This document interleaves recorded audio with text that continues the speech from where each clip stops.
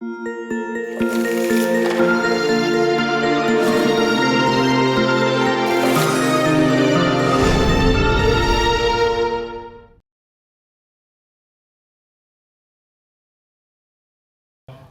页，定积分的数值逼近。这一节大概是把前面所学的全部要综合在一起来用，然后回答一个我们原来可能不是很在意的问题。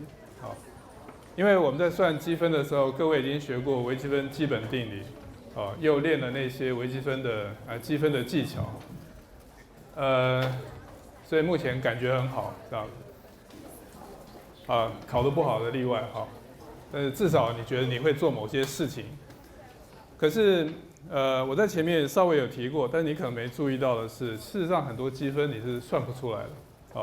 那在这一节里面，譬如说我们常用这个例子，譬如说这个例子，这个积分呢，你去想想看要怎么找，大概是通常都找不出来。就是虽然你知道微积分基本定理，但是你要找到，你首先要先找到它不定积分，这个你没办法找。那所以这就表示这个定积分我们没办法算了吗？那就看你意思是什么。如果你是应用上碰到的话，你其实是有办法可以算到相当程度的。那这个相当于我们在这一章里面谈到的主题，就是说这是我们想要做的。然后呢，我们要去找到一个逼近的式子。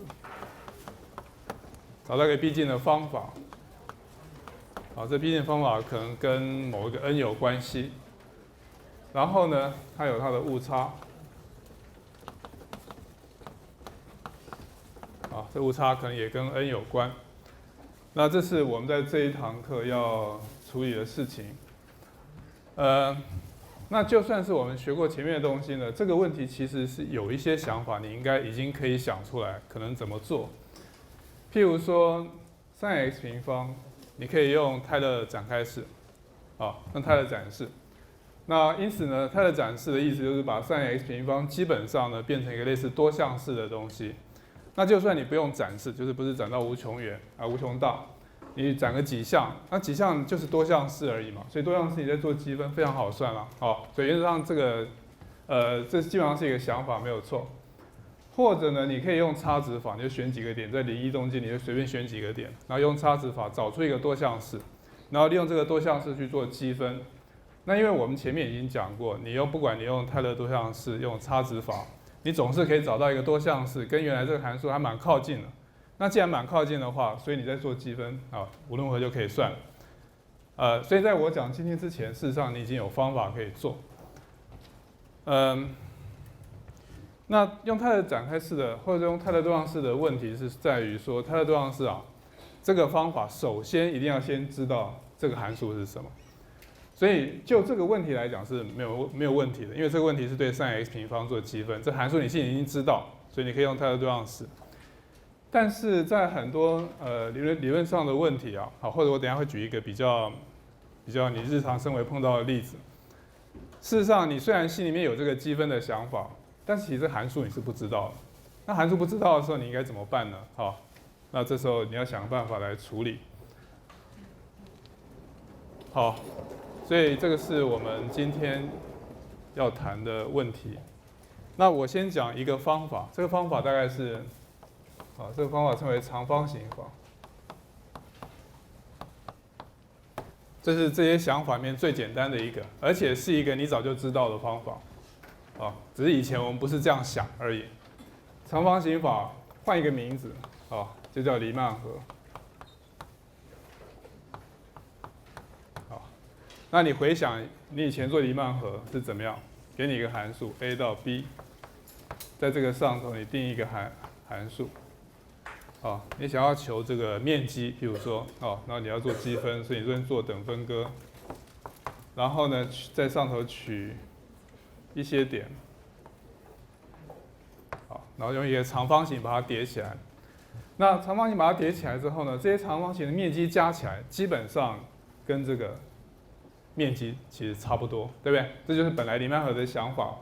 然后你把它割得越来越细之后呢，你会越来越逼近那个面积。那其实这就是长方形法。那我们不是学完了吗？也差不多。但是我今天要讲的是一些标准的方法。那这些方法呢，不像我刚刚讲那个泰勒多项式啊，看起来比较贵族一点。你还要知道怎么样把这个泰勒多项式把它展开，然后再做积分。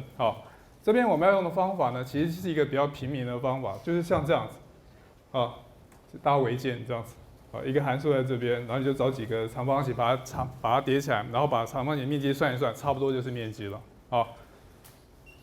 那你看看它满不满足我刚刚讲的这种事情？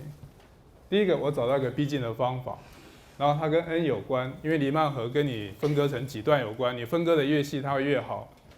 所以唯一我们不知道的，其实这个误差，就是当你用长方形法的时候，你的误差大致上要怎么估计，这件事情我们不知道。好了，那我现在先把这个长方形法把它写的比较确定一点啊。所以呢，我做等分割。我看书上都写 n 吗？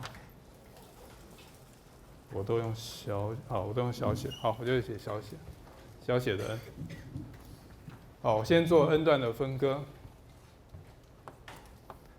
所以我知道 delta x 等于 b 减 a 除以 n， 这都跟黎曼河一样。那长方形法基本上就是黎曼河。那因为你要把它写成一个方法，那这个方法我们以前的可视是随便乱取，这个在你在写程式的时候随便乱取当然也可以了，但是我们想把它给一个好像更笨一点的，就是规定好的方法。所以呢，譬如说你的可视 EI 啊，你这次干脆全部规定取这个区间的最左边那一点，所以呢，全部取成 x 减1。也就是说你在取这可视 EI 的时候，全部都取最左边这一点，当做可视 EI，规定好。那这个有时候我们叫左边点，或者叫左点法。所以想当然，你也可以取右边的点。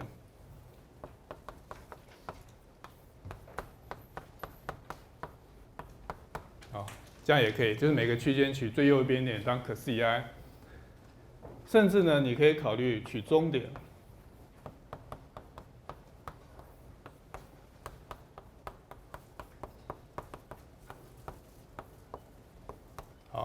这样也可以。那这些方法都是至少看起来就是还蛮规矩的，有个规矩在了。取左边点，取右边点，或者取中点，看起来都有它的道理。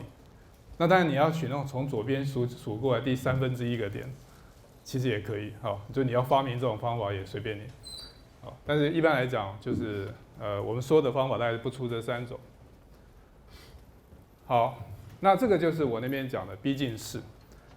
本来的积分不管怎么样呢，我现在可以用这个式子来逼近它。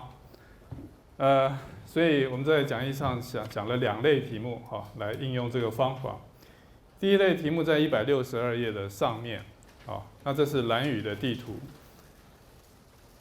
也就是说，我们准备用这个方法呢来计算兰屿的面积。那兰屿的面积呢，当然兰屿的图形不是这个地图不是一个非常规则的图形，所以我们当然是假装，我们用上面那个曲线跟下面这个曲线呢，大致上来当做2个函数的图形。但是这个函数其实我们是不知道的，那就是我刚刚讲，在你处理这个积分的时候，有可能你已经知道这个函数，也有可能不知道。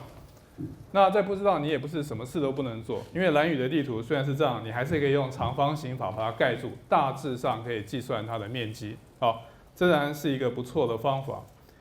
所以呢，我分2个例子来谈各种这个定积分的数值逼近了。一类例子就是像兰屿这种例子，函数我是不知道的，但是呢，我可以用这个方法来应用。那我在上课不会太强调这个事情，因为所有东西都是要去量它大概有多长，所以大致上你们可以看162页上面这个例子的说明，这我怎么样取这些格子，然后从这个所以我怎么去取这些分割点，然后算它大致上的长方形面积是多少。那这样算下来呢，你可以算出来它面积如果这样算，大概是50.3平方公里。那如果分割细一点的话，可以得到48.5。那你知道呢，面积大致上是这样啊，因为你从你的方法你大概知道是这样子，但是你没有办法，因为你不知道这个函数到底是什么啊，所以你其实没有办法去做误差的处理，因为你根本不晓得原来函数是什么。那另外一个呢，就是我要讲的例子，就是你已经知道函数，因此我可以去谈真正的定积分跟我逼近的积分中间的误差。那我现在就是要谈这件事情。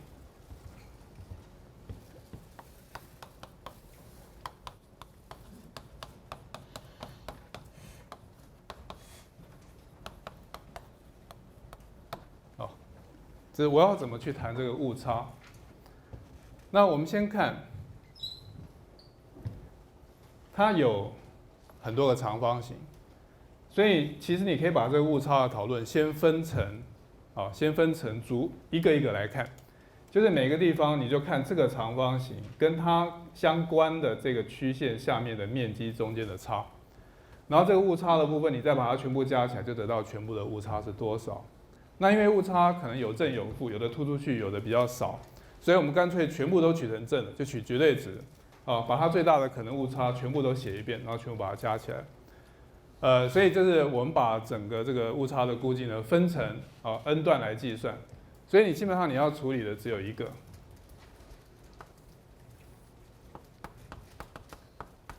就假设这是第 i 段，然后假设你用左边点好，所以可能是这样子。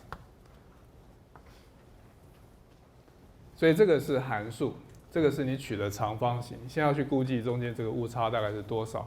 好，那我们怎么做呢？所以我们把它稍微写一下。所以应该要写成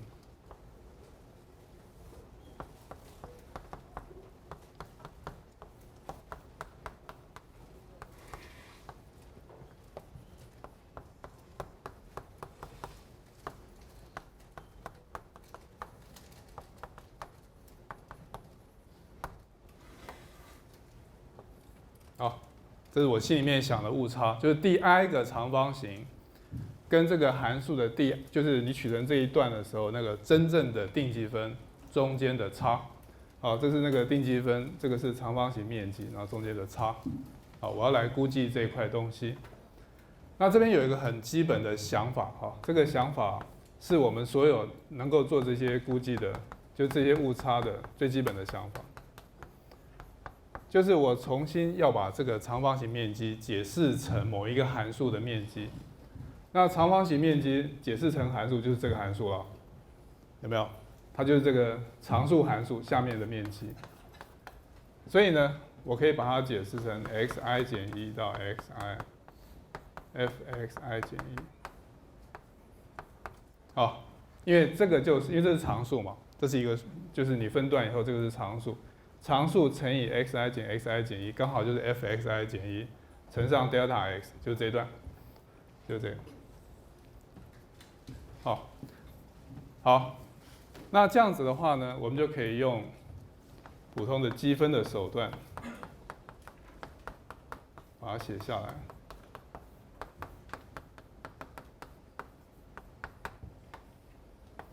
好，就变成这样子。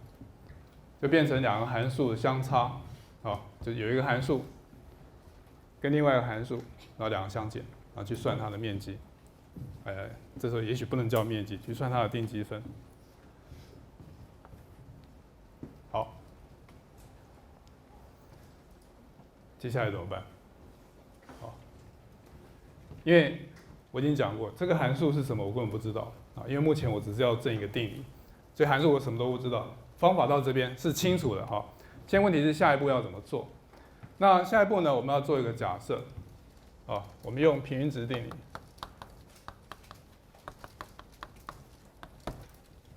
因为这个地方呢有这个式子，所以呢，利用平均值定理，我把它写成 xi 减1 xi f rank ci x 减掉 xi 减1。写成这样子，绝对是。那这是平均值定理，没有什么不对，写成这样是对的。就是这个式子，你用平均值定理 ，f(x) 减掉 f(xi) 减1呢，等于 f rank ci 乘上 x 减掉 xi 减1，这样子。好，然后呢，这边用到我们在定积分的时候的一个基本性质 ，x 减掉 xi 减1，这边也本来要加绝对值。好，那这个是绝对值不等式的结果啊，就是我在这边取一个和，这边本来是黎曼和，你可以把它全部里面取成绝对值，那当然相对来讲应该比较大，小于等于它这样子。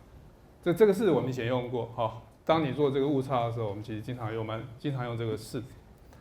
那这个地方呢，你注意到这个积分里面 ，xi 减1在它积分的区间是最小的 ，x 无论如何都比 x 减1来的大，或者至少相等。所以其实这个绝对值啊，这是虚的，啊，你其实可以写成这样子，因为它是正的。好了，所以唯一的问题呢，就剩下这一项。我们更不晓得这一项是什么，哦，因为 f 你也不知道，什么你都不知道，所以在这个地方呢，我们要做一个基本的假设。这个假设是这样，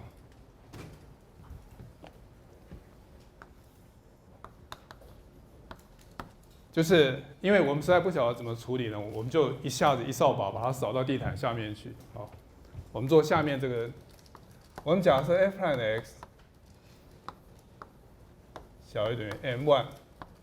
好，在这个区间上，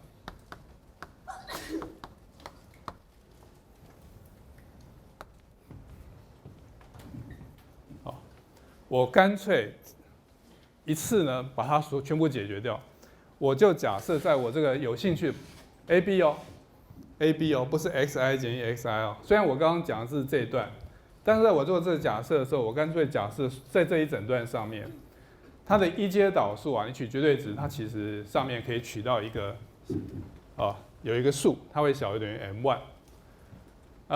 因此你把这个东西呢变成一个这个函数的性质，有或没有，如果有的话，那我下面就可以继续进行。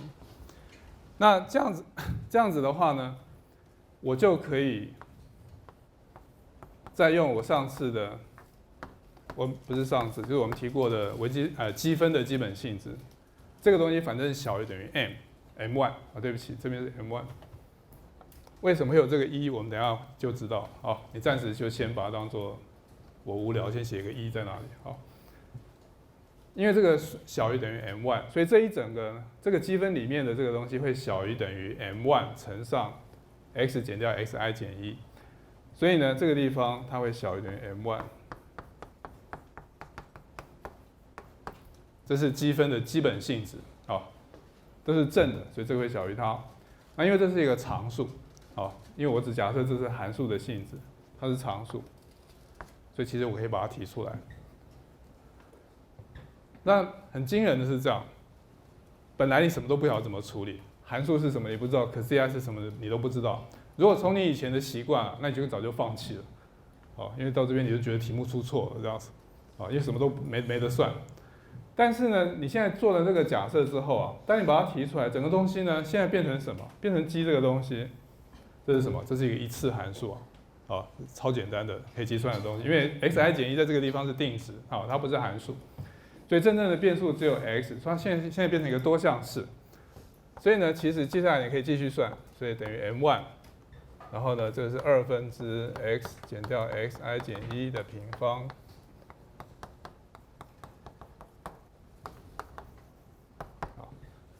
xi 减1单去是0，所以真正有东西只有 xi， 也就是 xi 减掉 xi 减1，所以就是 delta x 平方除以2。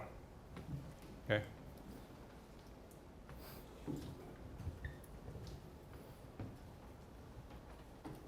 你现在如果再回过头来想，这个式子是什么意思啊？其实你应该稍微想一下。就是前面我们不晓得怎么做的时候，就开始这样子做到这边呢，你现在得到这个结果，因为这结果实在太简单了，所以其实你应该要稍微想一下，这个式子到底是什么意思？好，这事你应该要解释成这样子，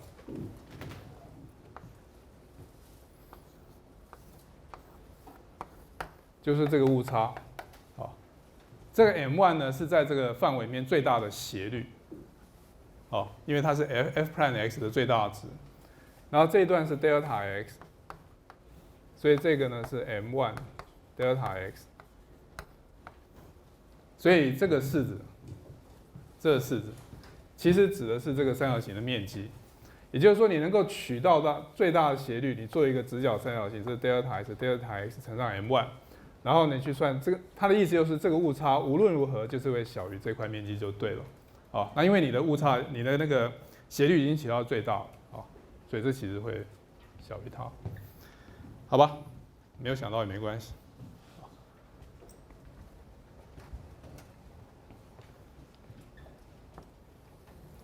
所以到这个地方呢，我们已经处理完一段的情况，所以现在整个误差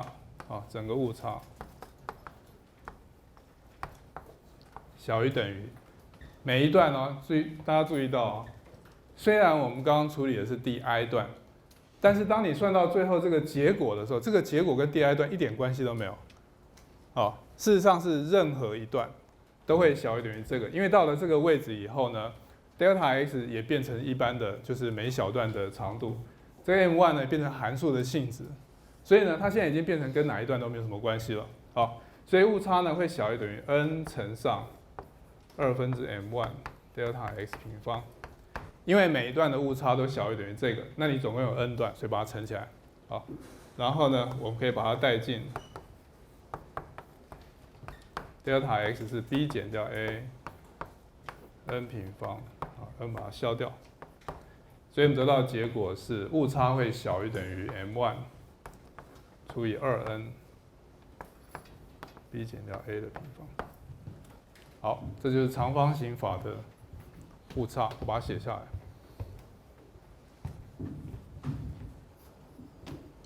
不够长。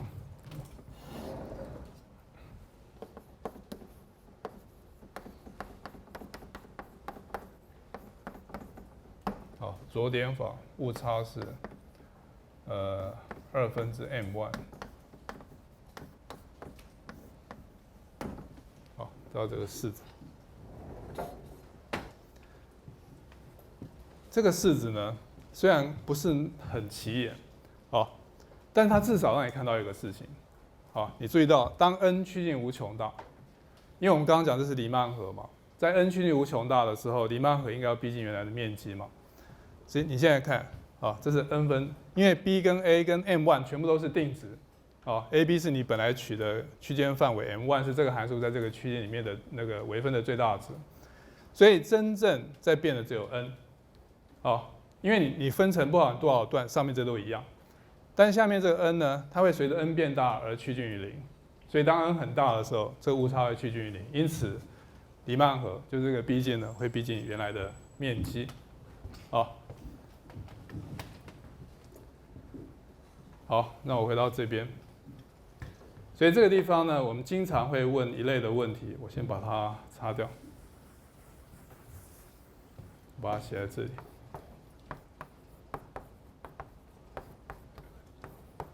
好，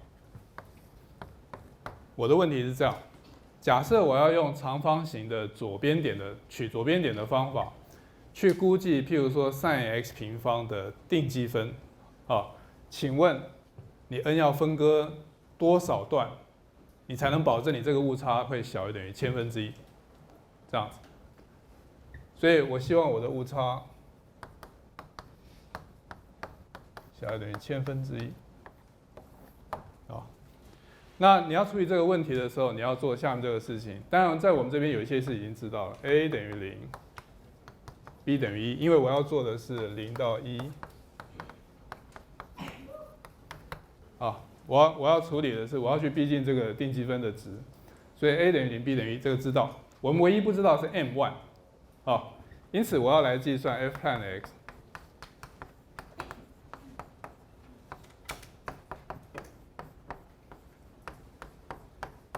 好，这是 f tan x。所以现在问题是，这个函数在0、1区间上会小于什么数？这样子。那这个 m1 怎么取，其实是看大家高兴啊。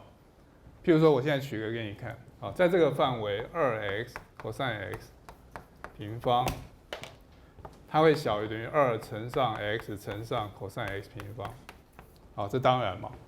然后在0、1区间上，这个 x 最大就是1，所以它会小于等于2乘以1 cos x 平方最大是1。好，所以我就取2，所以我取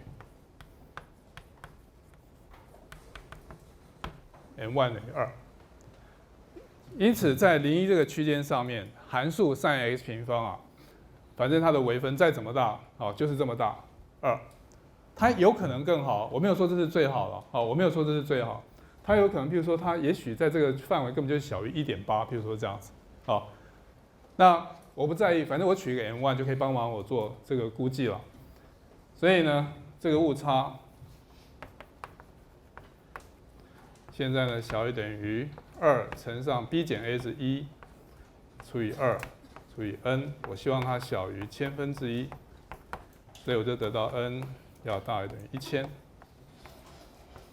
好，这就是我的答案。也就是说呢，根据我的估计，当我取 n1 等于2的时候，我的估计是，你只要取 n 是1000，但1000已经很啰嗦了，因为你那0、1区间要取1000段，每一个小段是0.001。好，不过至少它是保证，当你取到1000的时候，那这个就是你用长方形法去逼近这个定积分的时候，我保证。这个算出来的答案呢，会小于1/1000。好，这样子。那这边有一个事情啊，你在，因为这一类的题目可能在期末考会考，那你要知道的是这个事情。你当然可以说，好，比如说我取 n1， 你就跟我讲，我 n1 取1亿，我保证这个一定会对。就是这个，在这个范围里面，我 n1 取成1亿的话，这个一定会小于等于它。我也蛮相信的，哦。但是你要跟我讲个理由，哦，就是不然你随便讲个1亿1兆，我怎么知道对不对？说不定不对啊，那怎么办？哦，就像，所以我的意思是这样：你在期末考的时候回答这一类的问题，你绝对不能跟我随便讲个数，然后什么都不解释，那就0分。哦。那如果呢？你这边写成一个很大的数，譬如说50，但是呢，你有一个很好的、恰当的解释，我不管你什么解释，好，就是你在这个地方，你根据这个事，你有一个很好的说法，说它其实会小于等于50，那就可以了。因为我要你有根据的去说这些事情，好，因为我们在做这个事情的时候，它的依据是来自于 m1 的值，所以当你要取 m1 的值的时候，你要告诉我理由，就像我刚刚这样，我是有理由的啊。因为在这个范围 x 呢，在0、1区间里面，它会小于等于1。cos 本身是三角函数，就是正弦余弦，所以它也小于等于1，所以它小于2乘以1乘以1，所以它小于2。这也许不是最好的，但它是有道理的。好，那你取成1亿，虽然很可能是对的，但是是没有道理的。但是你已经说了这句话，然后说它小于1亿就可以了。哦，虽然我不晓得你为什么要这样做。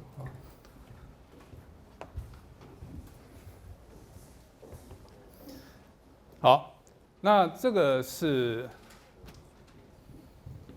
这相当于我们以前学的黎曼河。这个方法没有太好，因为我只是要估计0到1这个范围里面，我要分割到1000段，这个也不是太好。但是至少在这个方法里面，我让你完全看到所有它该具备的要素。哦，它的唯一的问题只是它不是太好而已。哦，所有的要素都有了。所以譬如说，你可以很自然问说，那我取右边的点呢？哦，我如果取右边一点，误差会是怎么样？那如果你有一点点数学感，取左边点跟取右边点，你现在从你的积分看起来好像差不多嘛，好像没有任何道理它会有什么不一样。哦，因为在你做这件事是取左边跟取右边看起来没什么差别，就是说你想不出任何理由取右边会比取左边点要好这样子，或者差。所以你可以相信，如果取右边点的话，它的误差应该跟那个式子是完全一样。好，那你现在去回想，你在这个式子里面，如果取右边点，哪边你需要处理？这边都一样，到这边都一样。好，唯一的差别就是取右边点的时候，这边是 xi， 对不对？所以这边变成 xi， 这边变成 xi， 然后这边取绝对值。本来应该取绝对值，但是呢，因为在这个范围里面 ，x 都比 xi 来的小，好，这次不是大的，因为 xi 是最大的，因此这个地方呢，你如果要去掉绝对值，就要写成 xi 减掉 x， 好，然后又回到这个地方，这边变成 xi 减掉 x， 所以去算这个地方，好，这边我就不写了，反正算出来的结果跟这个完全一样啊，因为它只是换到右边 ，OK。这里面呢会有一个小小的差别是这个，我把它写在这里。这是取中点，因为取中点你就不能随便胡扯说这个跟左边点应该看起来完全一样，哦，你只能隐隐约约觉得取中点好像比较好啊，因为它在比较中间，感觉起来它去补这边漏掉的部分啊，感觉起来好像比较有逼近的感觉。好，那如果你用刚刚那个方法呢，我可以跟你讲，答案是这样。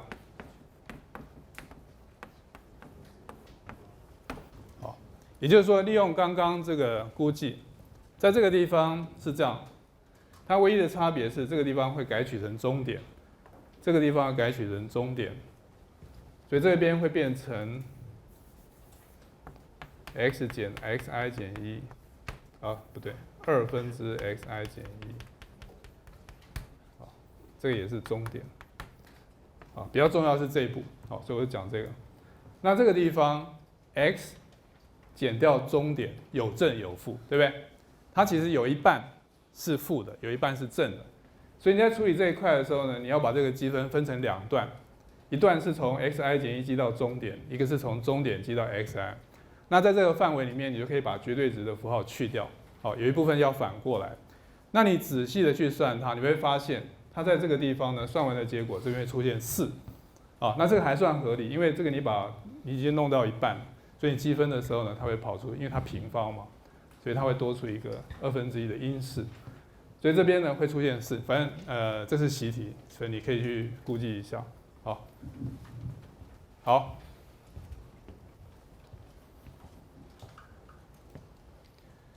所以依照我们目前处理的方式，我们只是偷偷用了一个逼近的方法，就是平均值定理，平均值定理。利用平均值定理，我把它重写之后，然后我现在发现它大概是这样子。好了，现在接下来的问题我们要处理的是这样子。黎曼河是一个清楚的方法，但它不是一个比较好的方法。我们接下来要找比较好的方法。那这个方法呢，下一步它的想法是这样子。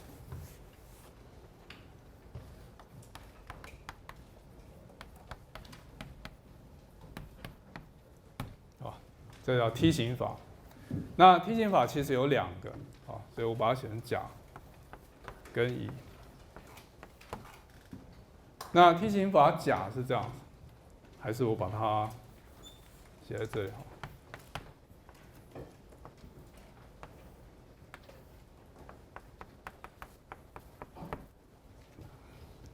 甲的想法是这样，我干脆取左边点跟右边点。然后呢，在中间做一个梯形，这一块，好，这已经不是我们以前用的长方形喽，但它看起来比长方形要好，对不对？因为你用右边点的时候，你是取这一块，左边是这一块，所以这个梯形法基本上等于这个长方形法跟中心法各取一半的意思，所以这是甲的方式。那乙的方式不一样。一样是这个图形，但是你的乙呢是这样子，你取终点在这一点的切线，你取一条切线，所以用这个梯形，有没有？就是我用终点的上面这一点，然后在这一点取切线，取完切线以后，然后各交这边这2条线在一起，然后你得到一个梯形。那这个是另外一个梯形法，也就是说呢，我现在都用梯形，但是我有2种想法来做。那第一种想法里面，这个梯形的面积是多少？梯形面积多少？上底加下底，fxi 减1加上 fxi， 这是上底加下底，乘以高，高是多少？高是这一段，所以乘以高除以2 ，OK， 然后这个式子，那这刚好就是我讲左边点跟右边点加起来除以2，你可以看出来，其实就是这样子。那右边点呢？不是右边点，梯形法乙呢？梯形法乙啊，其实你可以观察这件事情，因为这边是这两段相等，因为这是终点，所以呢，这边是切线啊。其实不管你是什么切线，反正你就是过终点上去的这么一条线的这个梯形，其它的面积一定等于这个长方形的面积，对不对？因为这个跟这个全等嘛，这两块是全等，因为它这边是终点的关系，这个直角三角形跟这个直角三角形全等，所以呢，你现在用切线取梯形啊，其实你得到的是什么？等于用终点去取这个点，然后做一个长方形，那这不是我们刚刚看过了吗？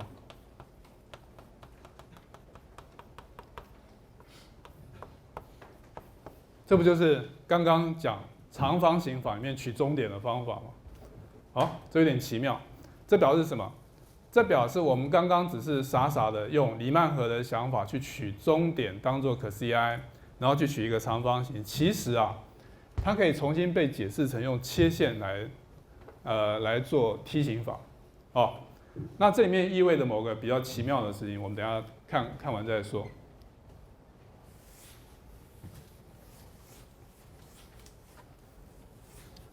那我先讲一下这两个方法啊，梯形法讲。如果你要写程式去计算它的话，它写起来是这样。你现在好，我先写来，它大概是2分之 delta x fx0 加上 fx1，这是第一个梯形，从左边数过来，第一个梯形加上第二个梯形 fx1 加上 fx2， 加上点点点，加到最后一个梯形。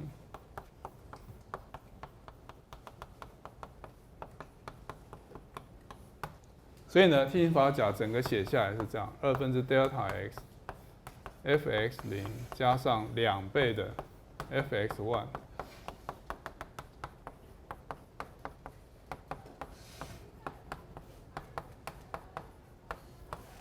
好，变这样子。好，这是写在教科书上，通常写梯形法甲就是这个意思。好，也就是说呢，你要计算一个东西的定积分，你就是把它分割成 n 个点，左边的点取一次，右边点取一次，其他中间的点都取2次，然后把它全部加在一起以后，乘上 delta x 除以2，你就得到这个毕竟的定积分值。好，那你可以相信这个看起来比长方形要好，我们等一下再来说明这件事情。那梯形法乙呢，其实就是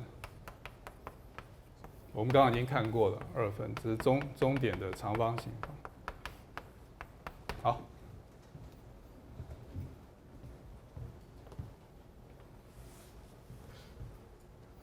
好，我们来看一下误差。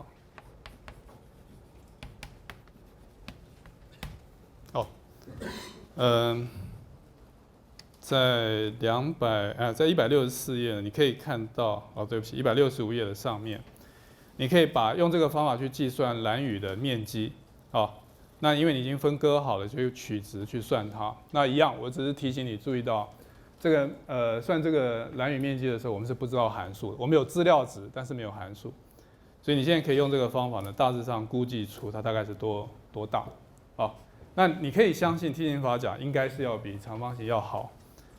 好了，那为什么呢？至于有多好，我们现在来看误差。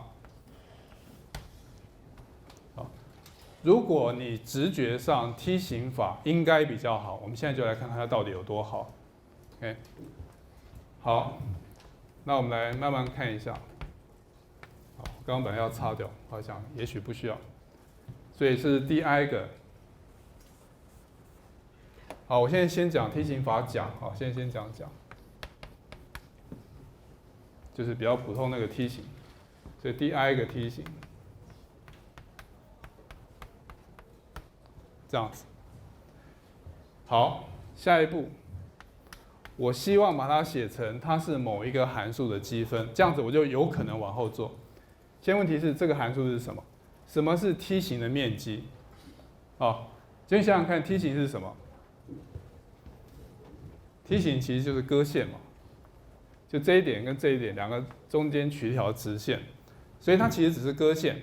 割线我们上次讲过，它是差值法的从常数以后的下一个，就是一次式。所以呢，这个其实是在这一段的 P1 x， 也就是它是一次式。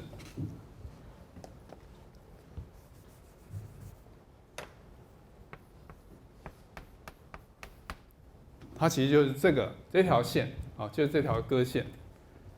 这条割线下面的面积，那就是梯形面积了。所以我把它重新解释成割线的定积分。好，所以这个地方呢，现在可以改写成 P1x。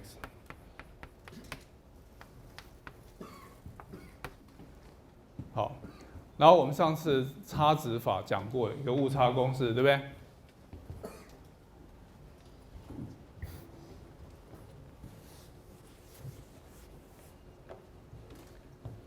？Fx 减掉 P1x，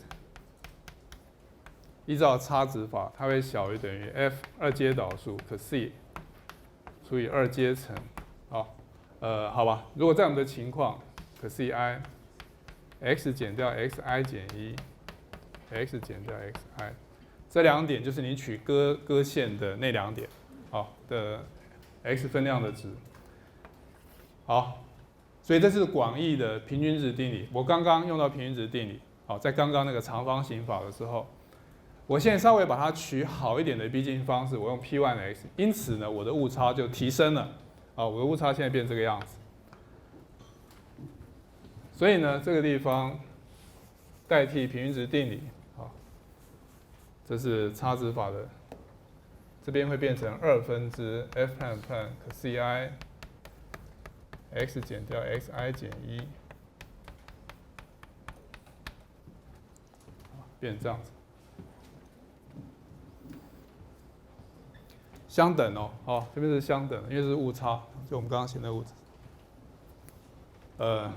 好吧，这边先不要这样写，好，先确定这是相等，就是我加绝对值以后，我要去估计才写误差，对不起。好，这边是相等。好，下一步，我们现在看看我们前面是怎么做的。这个地方是很诱人的，这个是多项式而已，这可以算。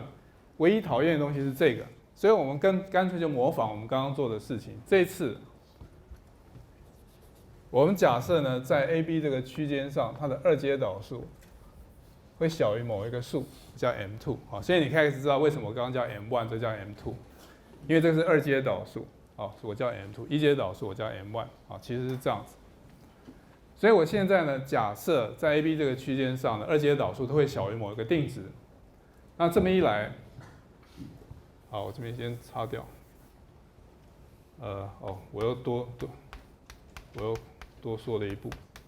我先写绝对值，这边要加绝对值，但是 x 这边是正的，就是 xi 减1，但是这个地方呢，写成 xi 减掉 x。这样子，就是这个地方我取绝对值的时候，因为 x 是介于 xi 减1跟 xi 之间，所以这个是这样子，然后这是这样子。好，然后这个地方我利用刚刚我的假设，所以它会小于等于 m2 除以2，然后这个地方就变成普通的。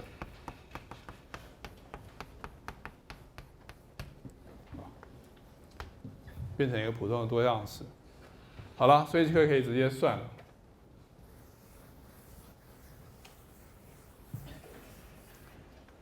这要怎么算呢？这当然有好几种算法，你就大不了你把它展开来算，好，因为反正是多项式2次而已，就把它展开来算一算。不过我们来看看有没有比较简单的方法。好，今年我用不一样的方法好了。我们来看一下这个式子因为反正你学的微积分，所以你多多少少可以自己想一下，你可以有什么方法可以用。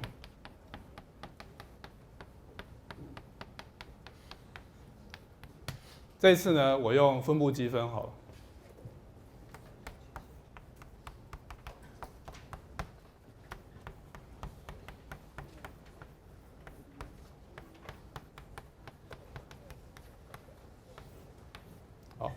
重新把它解释成这样。只有 x 是变数哦 ，xi 减1跟 xi 都是定数，好，这些全部都是定数，只有 x 是变数，所以我这样做，这没有问题。分布积分，期末考，所以假设你一定要知道 xi 减掉 x 2分之 x 减掉 xi 减1的平方减掉，哦，对不起，这边是 xi 减1 xi， 好不好？写在后面。这个地方把它搬出来，然后 d xi 减掉 x， 那这个地方 xi 微分是0，x 这边有-1，所以我们把它加到前面来。好，所以变成这个式子。那 xi 带进去，这个会等于0；xi 减1带进去，这个会等于0，所以这一整项都是0。所以唯一剩下就是这一项，那这就很简单，因为这是 x 减掉 xi 减1。所以呢，现在变成2分之3分之 x 减掉 xi 减1的3次方带 xi 减1，所以等于6分之 delta x 的3次方。好，因为 xi 减1带进去是0，xi 带进去是 delta x， 就得到这个式子。好。所以这个地方呢是6分之 delta x 3次方，所以乘上这个是12，所以变成12 m2 delta x 的3次方。OK，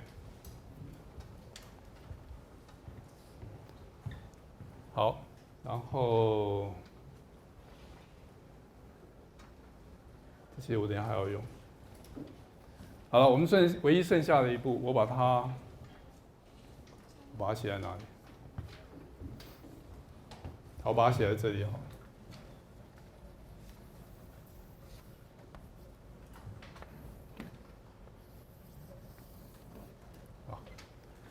因为目前我只是算一个梯形，就是我把它分割成 n 段以后，一个梯形跟它原来那个曲线中间的定积分中间的误差，所以我现在要把乘以 n 啊，所以整个误差呢会小于等于 n 乘上12分之 m2 delta x 的3次方，这个等于delta x 呢是 b 减 a 除以 n。所以呢，它变成 m2 除以12 b 减掉 a 的3次方除以 n 平方，变这样子。所以梯形法甲，误差小于12分之 m2 b 减掉 a 的3次方除以 n 的平方。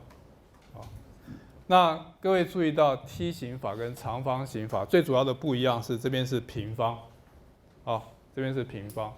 换句话说呢，当 n 比较大的时候，其实它这个误差会收敛得很快。所以譬如说，如果我们回到刚刚的问题，假设我还是一样，我在做0到1 sin x 平方的积分，我还是希望误差小于等于1/1000，唯一的不一样是我现在用梯形法讲，请问我 n 要分割成几块？好，所以这边的问题是，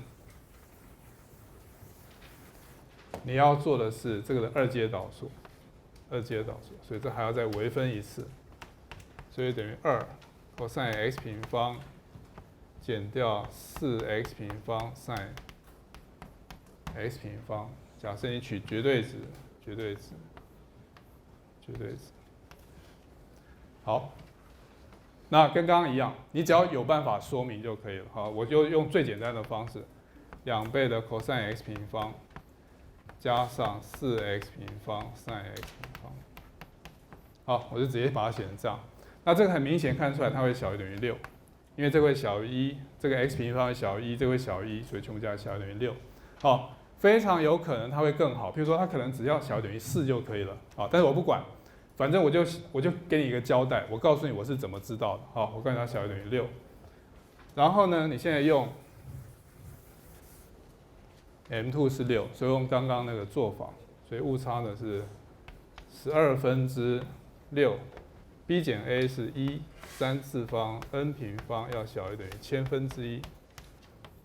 好，所以你要的是 n 平方要大于等于1/2，500，所以 n 取，哇 ，n 取多少？23吗？23可以吗？6923，23不行。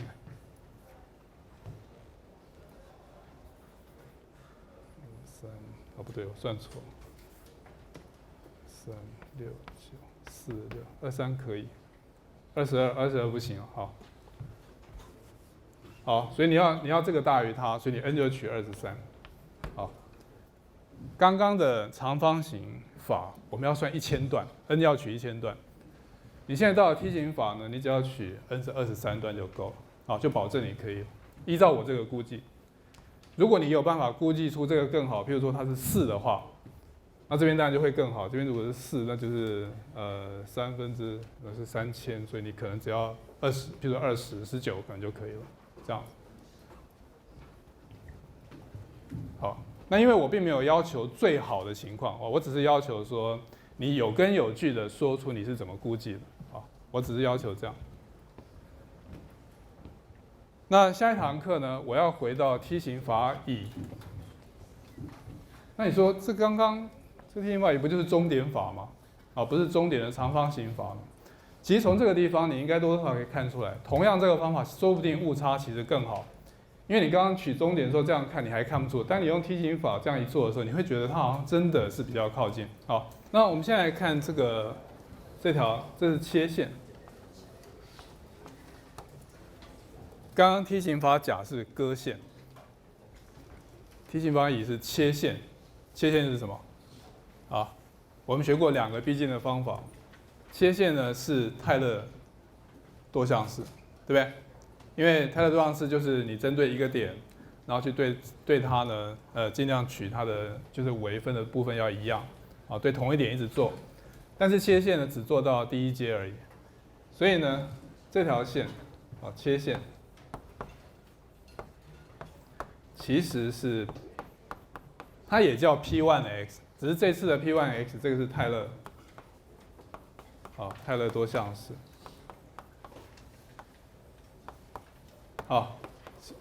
说的文绉绉的，但是其实就是切线的意思。因为我们知道这个线性逼近其实是泰勒多项式的中间的展开到一次的那个式子，所以这是我们很熟的东西。也就是说呢，这条线。这条直线，这个泰勒多项式对 x 等于这个终点，我给它取个名字好了 ，mi 好了，不然等一下很难写。m 就是 middle point 的意思，终点，所以它是这2个的加起来除以2 m， 这个点是 mi， 这样子。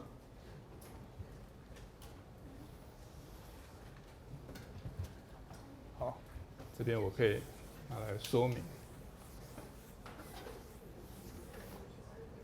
所以呢，根据泰勒定理，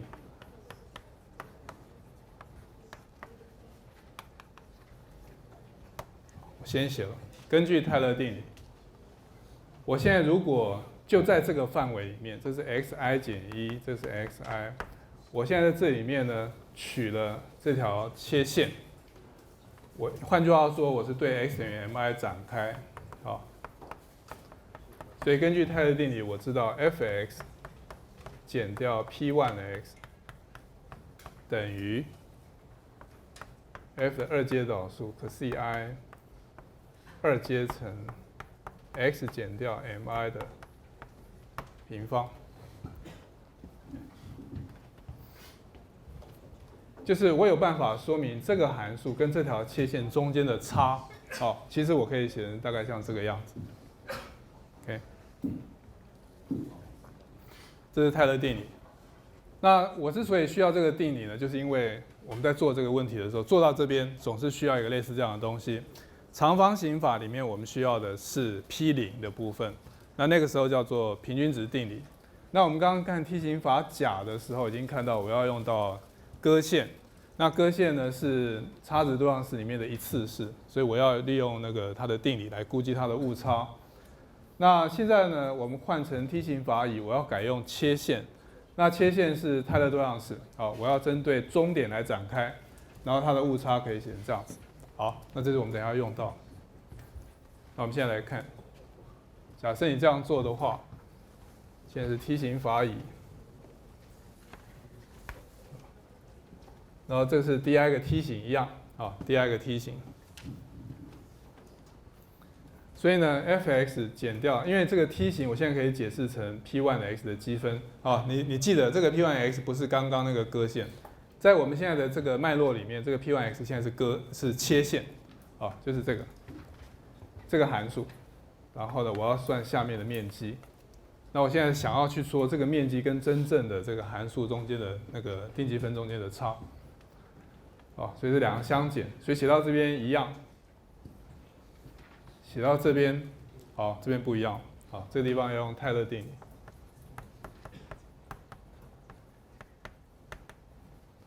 好，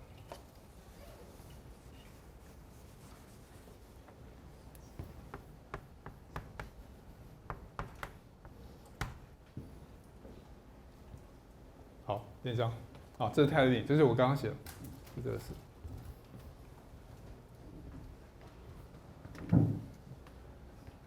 好，然后小于等于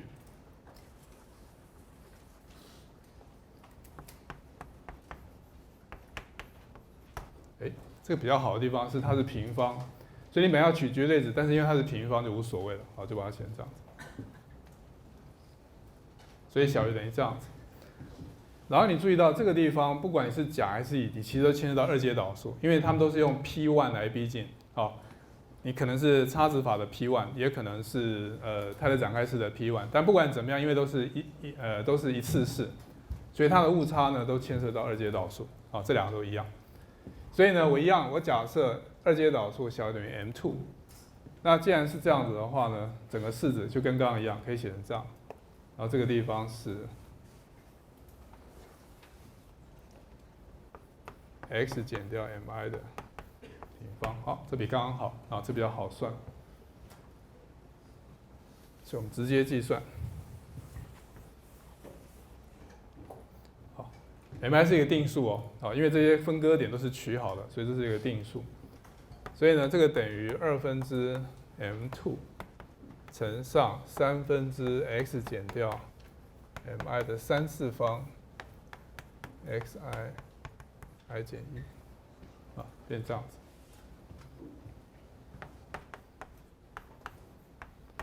我稍微写慢一点哈，3/xi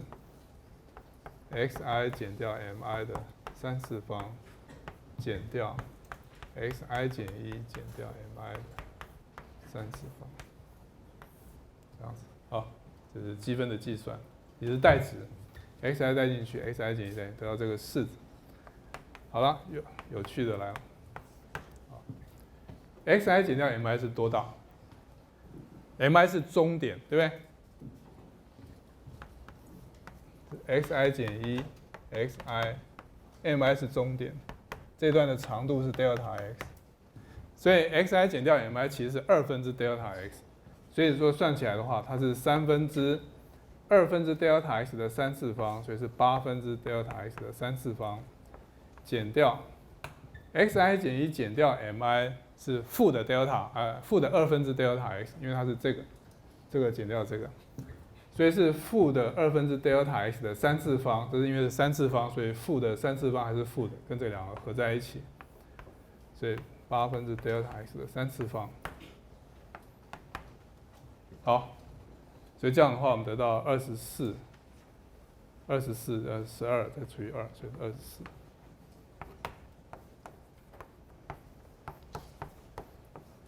好，到这个式子。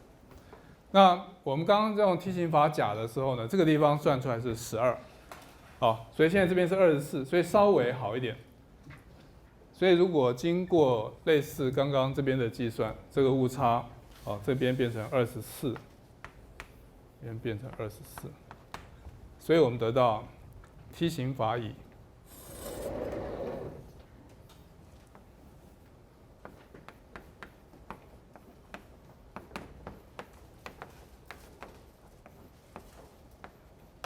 这样子 ，OK。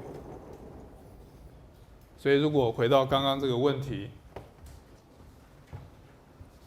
假设你现在这个误差，我们刚刚是用梯形法甲去估计，现在如果你用梯形法乙的话，首先因为是二阶导数，所以这边完全没变，好，你还是写这个，唯一的差别是这个地方要写成24。所以呢，这边变成250，所以你 n 只要取16，好 ，n 取16就可以了。好，就是用梯形法乙呢，你只要分割成 n 是16，刚刚是23嘛，好，现在只要16就可以了。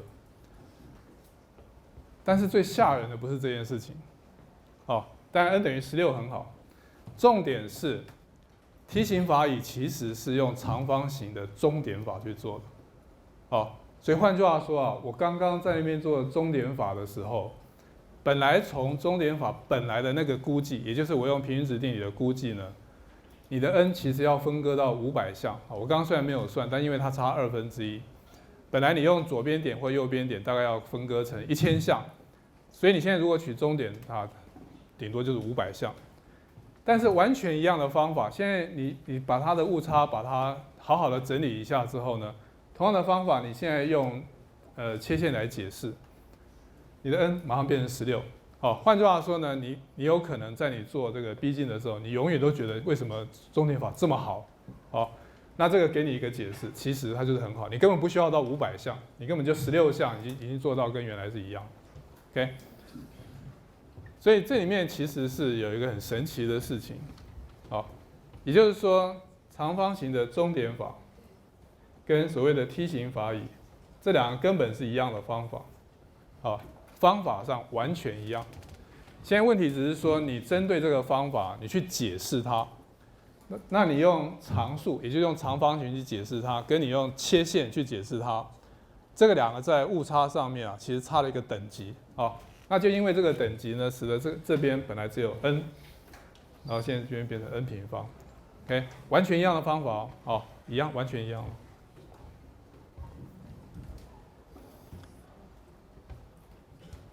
好，那这个是梯形法的甲跟乙，好，这个已经比原来长方形法要好了，好，那我希望在这个地方，其实我最希望让你看到的是长方形的终点法跟乙，这其实方法一样，但是它的误差呢，其实有更好的解释。好，那另外我希望你注意到的是这个1啊，跟这个 n 的1次方，2跟平方，也就是你用二阶导数的时候啊，你用到平方。也就是说，你用 P1 啊，这边是用 P0去逼近，但是这边用 P1 去逼近，所以它这边就稍微增加了一个，这样子。好，我们现在来介绍下一个方法。其实如果就实用上，大家最常用的其实是这个方法。也就是说，你如果真的下场要开始去做逼近的这个事情啊，其实通常你不会用前面这两个方法，好，事实上要用是我下面要讲这个方法。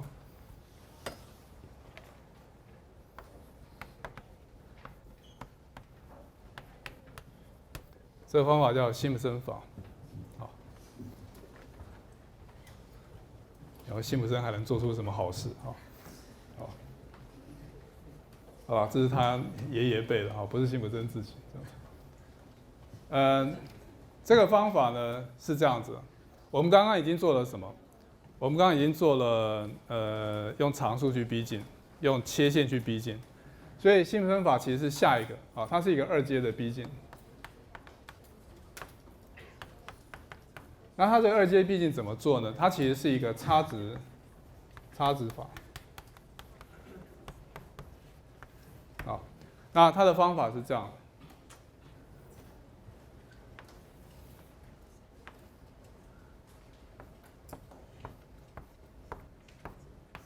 好，以这为例，它的方法呢是取这3点，好，这3点，然后过这3点呢，你做一条抛物线，基本上没什么差别。好，你做一条抛物线，所以换句话说，它取的是 P2x。好，差值法里面3个点取一个二次式，然后你现在用二次式去逼近它，然后去做出一个式子，然后下面呢再往下做这3点，好，再取一个抛物线，好，抛物线，然后这样做，然后这边再取3个点，再取一条抛物线，逼近它。所以辛普森法首先有一个约定，就是你的分割必须是偶数，因为它每次是要取这3个点，好，3个点才能取，所以这边要用到2块嘛，好，就用到2个点，然后这边又要用到2个，这边又用到2个，所以呢，这边的 n 必须是偶数。好，这是辛普森法的限制，但是老实讲说不上什么限制，反正你只要取 n 是偶数就好了。所以现在其实真正剩下的问题是我们要先解决的是这样：如果给你3个点，好，A1 B1 A2 B2 A3 B3，哦，请问它的二次式是什么？或者说它的面积这个积起来是什么？但是我们现在的那个限制呢，比这个要好一点，因为它事实上等分割，所以它的在160页习题5.11，这个我上次来不及，请你们回去先看。所以我稍微叙述一下它讲什么。好，它是说如果你令 phi(x) 好，它满足，也就是说它的资料是这样好了，我就直接写，它的资料是 a 减 h a A B A 加 H C， 假设它满足这3个，那这个情况可以用到我们刚刚那边，因为这3个点里面那个 x 分量的差是差一个固定的值，啊，它差 h。那你用这个3个点呢，这是 A， 这是 A 减 H，A 加上 H， 好，随便取3个点，然后你现在做一个抛物线。然后它的问题是说，假设 phi(x) 满足这3个，请你计算 a 减 h 到 a 加 h phi(x) dx。好，因为这个刚好就是我们要用，好，就是你取3个点，它中间的 x 分量呢是等差的，然后我去做它的积分，好，然后看看是什么，答案是h a 加上4b 加 c。好，那这个没有很难，就请你就回去算一下啊，很快就可以算出来。就是说，它这个面积事实上利用这3个 A、B、C 啊就搞定了啊，加上它这个中间的差距就全部确定了。好，那我们现在就可以直接用到这个方法来了。所以辛普森法是什么呢？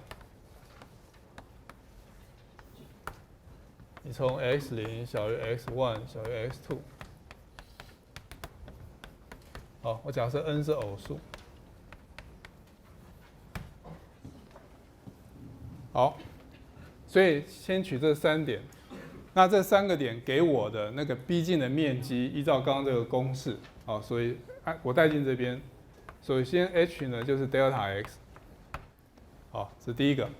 然后呢，这3点里面 x0、x1、x2， 所以 x1 呢扮演 a 的角色，这是 x0。x1、x2， 其中 h 是 delta x， 所以呢，这个算下来以后，我得到 x0、x1， 不是 x2， 我不要写好，我就直接写结果，结果就是3/delta x fx0加上4倍的 fx1加上 fx2。好，如果是用左边这个图来看的话，它就是这个面积。我现在讲的第一段这个面积，好，这是我现在写的。然后下面这个面积呢，是从 x2、x3、x4， 所以呢，你再加3/delta x fx2加上4倍的 fx3， 这样子，这是第二组，好，第二段，这样一直做到最后，3/delta x fx n 减2加上4/fx n 减1，好，那这是慢慢写，就是解释说我是一块一块一块把它加起来得到的结果。好，那你真正需要记得的公式，或者你以后要查的公式，或者以后你要写在程式上面的那个公式呢，通常是写成这样。所以辛普森法呢，写起来是3/delta x，fx0 加上4倍的 fx1 加上2倍的 fx2 加上4倍的 fx3 2倍的 fx4 加点点点点加 f 2倍的 n 减2加上4倍的。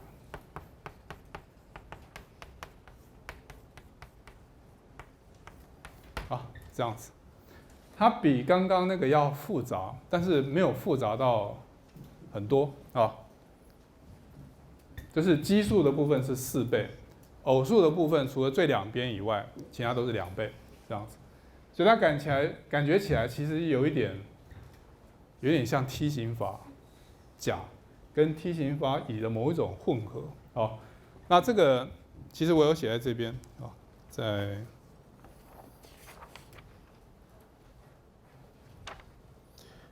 167页的习题6.7，啊，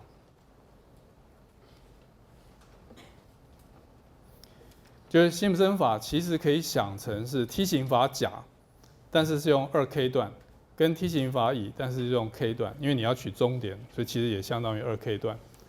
哦，所以它其实是梯形法甲跟梯形法乙的某一种加权平均的意思，好，得到的结果。但是没有想到是这个加权平均的结果要更好。好，我把误差写在这里哈。哎，等一下，这个我等一下要用，好吧？然后它的误差，也就是 AB fx dx 减掉辛普森法。所得到这个误差会小于等于我永远也记不住的一个式子，啊，你们也不太需要记住，除了期末考以外。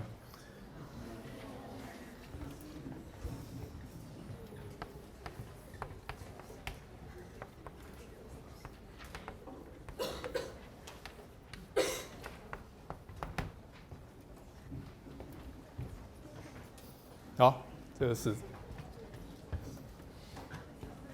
这样好吧？你们记忆力应该比我好很多吧？好吧，以前你们可能输我了，但是现在绝对赢我。只是说期末考前期你们记了一个这样的式子，应该还好吧？因为它的结构跟那些都很像，哦。但是你们注意到一个很奇怪的事情哦，有没有？有没有看到什么奇怪的事情？我刚刚明明用2阶逼近，你如果用差值多项式的误差，按照我们刚刚的逻辑，这个地方应该是3次方，对不对？这边应该是3次方，而不是4次方，所以这是怎么回事？哦，就有可能是错的嘛，好，但它其实是对的。所以在这个辛普森法其实发生了一个跟刚刚这边完全一样的事情，就是我刚刚如果你不知道下面这个东西，你看到这个地方，你写一个长方形终点法。就人家跟你讲它的误差是这样，你一定也会认为它搞错，因为你这边用了一个常数的逼近，这是0阶的多项式，误差应该顶多只有下面是 n， 结果呢，人家跟你讲这边是平方，啊，所以这表示说什么？这表示辛普森法这个方法，虽然我现在是用一个多项式的方式跟你讲，但是它其实可以重新再解释成一个类似这样的，也是类似一个3阶逼近的方式。得到完全一样的公式，因此呢，它的误差才会出现这个式子。那这个就太难了，所以我不去证这个式子，我只希望你记得，我没有要证明这个式子，好，就说请你记得这个式子。所以呢，我们现在来处理一下最后这个问题。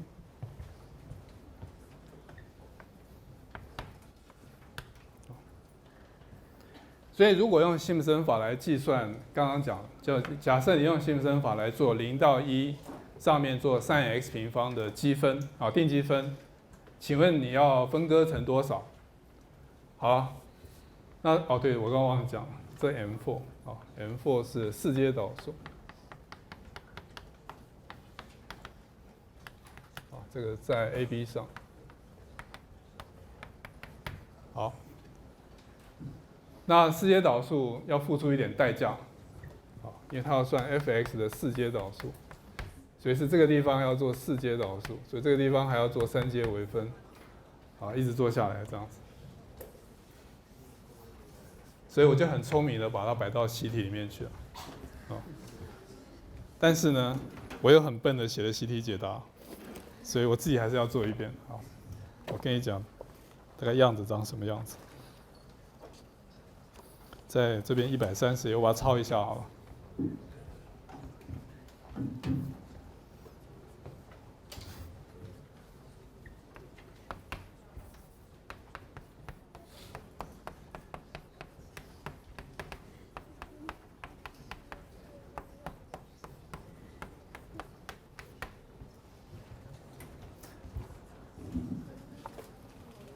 因为它幸好就是 sin x 跟 cos x 换来换去，啊，所以再复杂就是差不多长得像这样子。这是4阶导数，啊，到这个4，啊，但我有可能算错，所以你们可以跟我讲。好，就变成这样，加上48平方，哎，好了，所以我们用最初的估计好了，啊，所有东西都把它换成加号，16x4次方。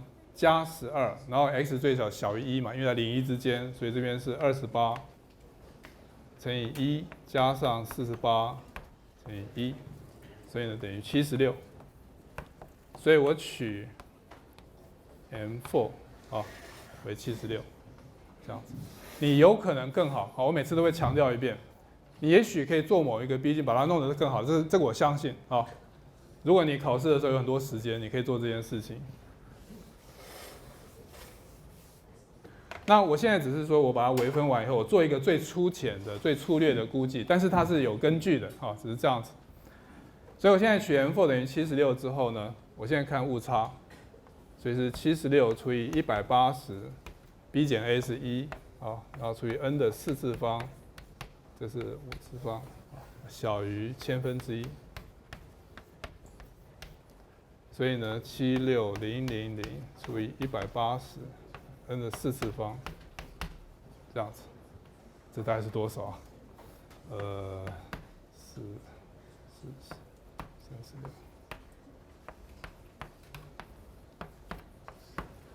好，所以我大概得到这个式子，也就是 n 的4次方呢要大于等于它。然后呢，你取 n 等于4的时候不对啊，因为16的平方是256，取 n 等于5的时候它是对的。好 ，n 等于5的时候，5的4次方是625，它大于42.2。但是，啊，算这个新分法也不是说最要小心，这只是一个我们经常害你们的方法。虽然 n 等于5是对的，但是新分法要偶数。好，所以你要取的时候，其实你要取 n 等于6。好，很坏吧？这边好 ，n 要偶数。所以你从那边已经估计出 n 要大于等于5，但事实上你要取 n 等于6。所以换句话说呢，刚刚我们算到最好就是用中点法，啊，刚刚已经逼近到 n 等于16，你要割成16段。那现在你如果用辛普森法去算这个，事实上你只要割成6段就可以，好，你就可以算出来。然后你去逼近的话，大致上算出来的值是0.301，好，我们算了老半天从来没算过。好了，大致上。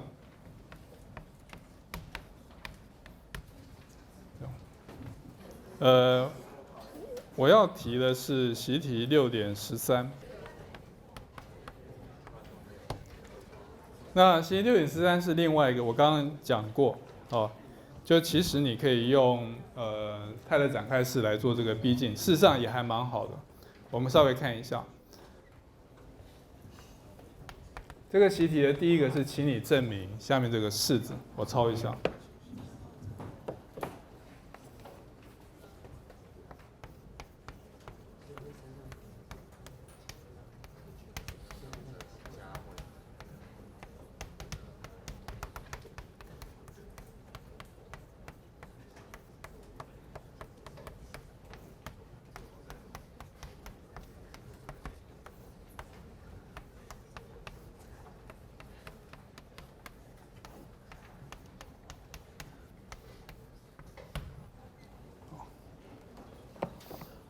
好，你们也许不需要背这种东西，好，但是你要知道它从哪里来。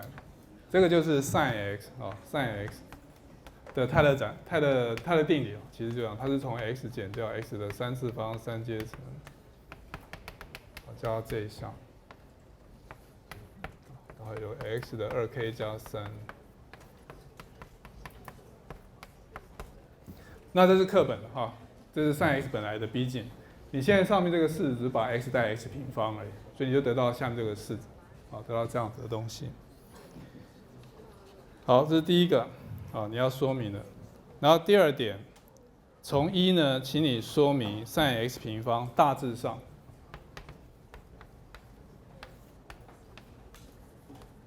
好，就假设你要去计算这个东西，那这是因为这是泰勒多样式啊，所以就照算就对了，好，所以它大致上会等于0到1 x 平方 dx 减掉3阶乘分之一。0到1 x 的6次方 dx 点点点，所以你真的把它算出来，哦，这个是1/3减掉这个是1/7除以这个，所以7乘以1/6，好，然后加上，好吧，我写3阶乘好了，加上11乘以5阶乘分之一，减掉，我还有写嘛，15、35、7阶乘。好，大概是这样，是写下哦，后面没写。然后它的误差，好，误差要从这边来做，就是这个积分，你要从这边的积分来做，所以你要去估这个东西。但是这个是 x 的4k 加6，这个是2k 加3阶乘，所以误差呢会小于等于2k 加3阶乘，然后这个再积分一次，所以得到4k 加7。1，好，因为是0到1的积分，好，取成0到1的积分，因为是0到1，所以这是正的，积完，所以得到这个式子。好了，这是误差，好，这个我刚刚是提示了，就是说你利用这个误差式去做。所以如果第三个就是说，如果你希望误差小于0.001，你要如何逼近？那这个意思就是说，你如果证完第二个。你已经知道这个逼近式呢，误差是小于等于2k 加3阶乘4k 加7。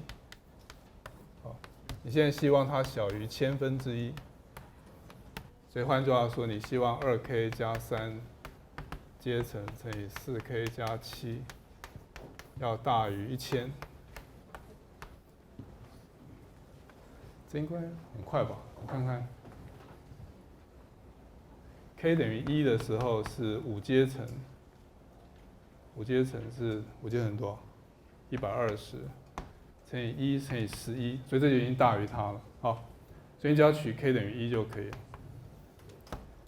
k 等于1的时候，这个误差你带进去就已经大于1000，因此呢，你只要算 k 等于1，所以是应该算到2项就够了。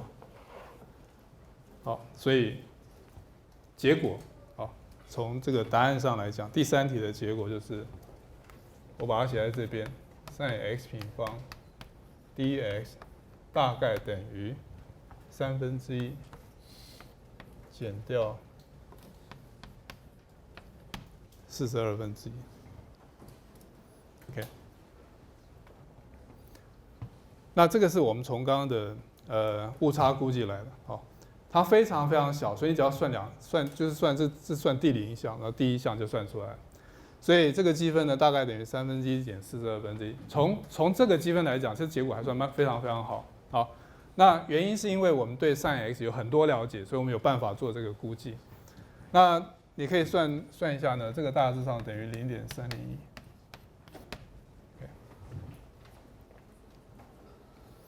所以，对不起，我是不是都写错？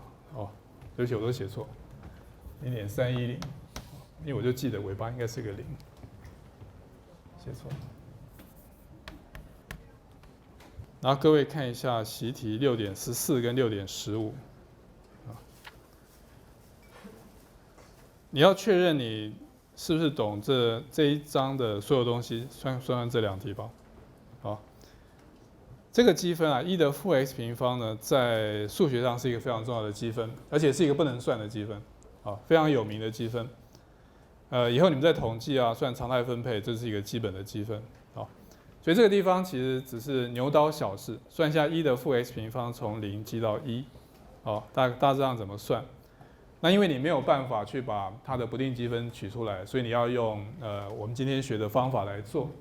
习题6.14呢是说，请你用辛普森法，大致上来估计一下。那这时候你需要做的是e的负 x 平方的那些微分的估计。那请问大致上要分到第几项？好，这是习题6.14。那习题6.15呢？因为1的 x 次方是一个我们很熟的函数，它情况跟这个一样。我们在算 sin x 平方，因为我们对 sin x 的泰勒展开是非常熟，而且它很好，所以我们可以做这件事。所以相同的，我现在要做1的负 x 平方，你也可以用 1x 的泰勒展开式。那因为它也是很好，所以你可以，所以习题6.15呢，基本上就是模仿习题6.13的做法。所以第一个呢，先说明1的负 x 平方小于这个，把那误差式给写清楚之后，然后说明呢它的积分大致上等于这样子。那如果你希望误差小于1/1000，大概要怎么样？这应该是稍微多项一点，因为是2n加3 n 加1阶乘要大于1000，可能是3项吧，还是4项？可能是4项，大家算到4项。好。